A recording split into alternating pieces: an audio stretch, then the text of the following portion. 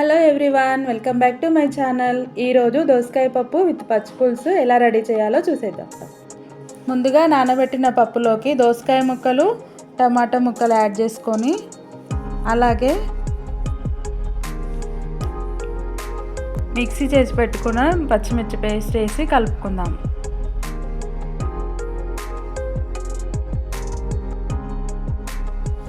ఇప్పుడు మూత పెట్టుకొని స్టవ్ మీద 3 విజిల్లు వచ్చేంత వరకు ఆగుదాం.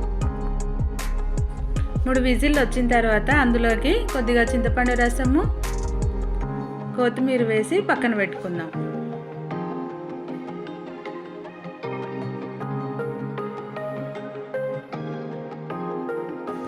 ఇప్పుడు పప్పులోకి పోపు పెట్టుకుందాం. కడాయి పెట్టుకొని అందులో ఆయిల్ వేసుకుందాం.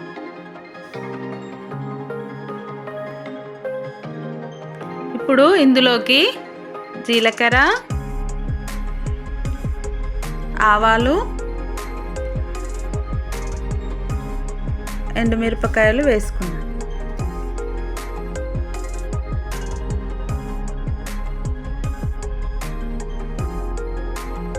అందులోకి వెల్లుల్లిపాయలు, కరివేపాకు, పసుపు వేసుకొని పప్పులో కలిపేసుకుందాం. ఇప్పుడు పచ్చిపులుసు చేసుకోవడానికి కడాయి పెట్టుకొని అందులో ఆయిల్ వేసుకుందాం. కొద్దిగా జీలకర్ర, ఆవాలు, ఎండుమిరపకాయలు వేసుకుందాం.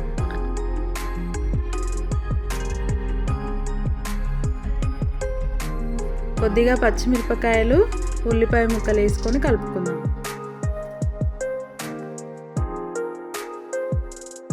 ఇందులోకి కరివేపాకు, పసుపు వేసుకొని కలుపుకుందాం. కొద్దిగా కొత్తిమీర వేసుకొని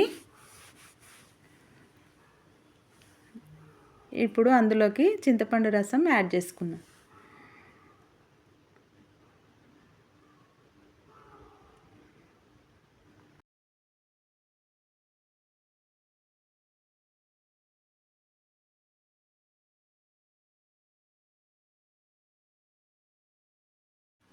మసులుతున్న చారులో కొద్దిగా ఉప్పు వేసుకుందాం.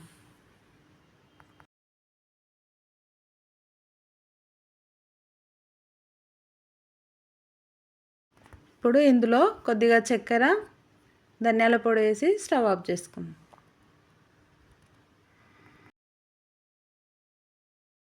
దోసకాయ పప్పు పచ్చి పులుసు రెడీ.